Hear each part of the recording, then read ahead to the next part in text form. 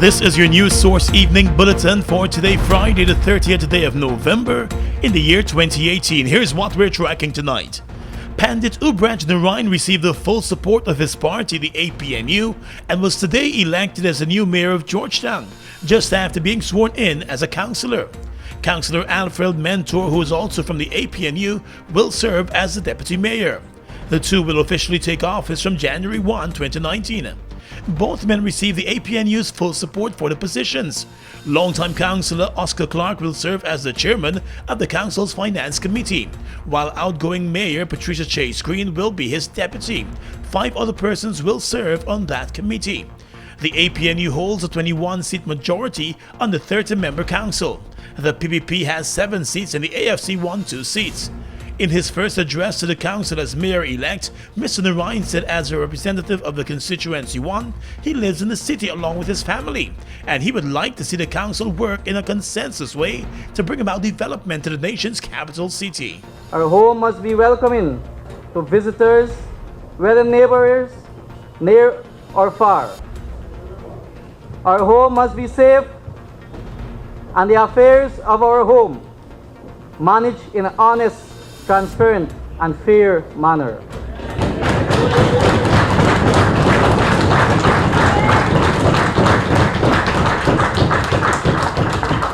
My vision for our home, Georgetown, I'm sure coincides with your vision for it.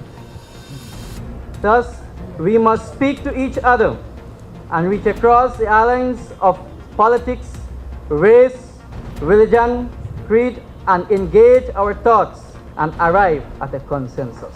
The new mayor noted that there must be the need to protect the environment and to ensure residents are given excellent service. He said the city will have to address its many challenges, from its management to getting taxpayers to pay up on their rates and taxes. I endeavor from this dawn to my brief tenure to be the chief citizen of Georgetown, leading by example for good of all. The APNU members of the council stood and cheered loudly for the new mayor as he explained his plans. Other councillors stood and offered their support of him in an effort to move the municipality forward. He also received best wishes from the City Council Administration and the Association of Local Government Bodies. Pandit Ubraj Narain, who is a member of the People's National Congress Reform, is married and has 1 child. More news coming up in just a moment. Christmas big, plus size big things big, we gone big, yeah. It's GTT Christmas, Merry plus size Christmas, Christmas big, plus size big things big, we gone big, yeah. It's GTT Christmas, Merry plus size Christmas, yeah. We giving you, yeah. We giving you. It's GTT Christmas, Merry plus size Christmas, yeah. We giving you, yeah. We giving you. It's GTT Christmas, Merry plus size Christmas. Ho, ho, ho! It's the GTT plus size Christmas. There's always more to love with GTT. Terms and conditions apply. See gtt.co.gy for details. This Christmas, get a loan for your dream car with an extended repayment term. Spruce up your home with that renovation you always wanted and take advantage of low or no down payment. Get new appliances so you can cook up a storm. You'll get same-day approval. Plus, you can win a getaway to a destination of your choice. Visit RepublicGuyana.com today to find out how. Republic Bank, we're the one for you. Get ready to ride it, ready to ride it, ride the way. Open up the new vibe, drink up the boldness inside. Radical and fresh and wild, catch the wave now. Ride bold, ride fresh, ride strong, come on, ride the wave. Taste the action, satisfaction, perfection. Wave.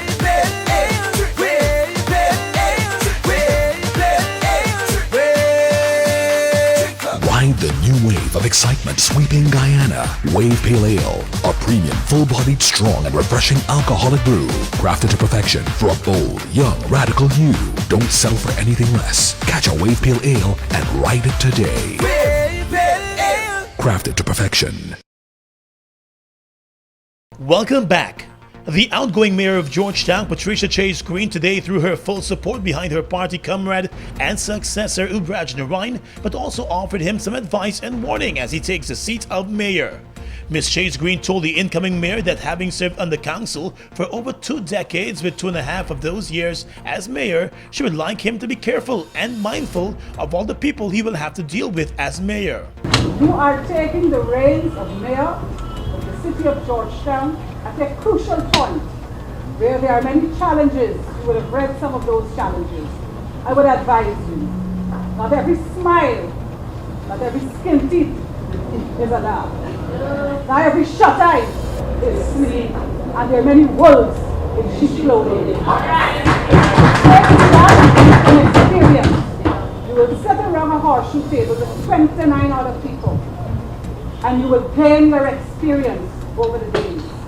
I stand here and I will support you 100%. She said she stands to support the new mayor 100% as he begins his reign on the council. The mayor said she is proud that the PNC and the APNU are all about youth empowerment. People's National Congress, which I proudly represent, and the APNU, is all about youth empowerment. There were lots of talk about why I would have gone back into the election. I went back into the election not to become mayor of the city of Georgetown. I went back into the elections because my constituency, and I would have shown that in the votes that I would have received for the entire Georgetown, I would have brought in the largest set of votes out of my constituency. The mayor also spoke about the just concluded local government elections and the campaign that led to the elections. During my campaign, I stand there proud with dignity that I would have served as mayor with my head held high. With my head held high, notwithstanding all. Chase Green had been strongly criticized for her leadership of the council over the past 2 years, but she has always maintained that her actions mirrored the approval of the Georgetown City Council that she served. Let's tell you now that the owner of the hotel tower and suspected drug kingpin Shervington Lovell, also known as Big Head, has been extradited from Jamaica to the United States, according to well-placed local law enforcement agents. He was extradited this morning. He was arrested in Jamaica back in October for suspected drug trafficking and money laundering. 2 other persons, a Surinamese national and a Venezuelan, who were in his company when he was arrested, have also been extradited to the U.S. to face charges and court hearings there. Lovell's arrest formed part of a major international drug enforcement operation that involved agents from Guyana, the United States, Jamaica, Suriname, and the Netherlands. According to court documents, Lovell is facing a charge of allegedly conspiring with others to ship more than 1,300 pounds of cocaine to the Netherlands in a drug trafficking operation that involved money that was laundered from South Africa and other countries.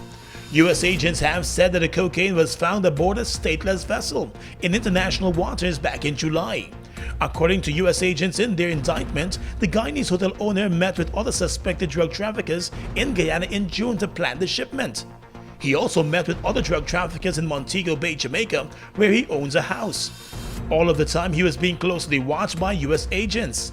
Senior security officials in Guyana have told news source that the arrest was long in the making and brought together the work of Guyana's Customs Anti-Narcotics Unit along with counterparts from across the region and internationally. In addition to his arrest, the United States intends to seek the forfeiture of his properties in Guyana and Jamaica, including at least 2 big hotels.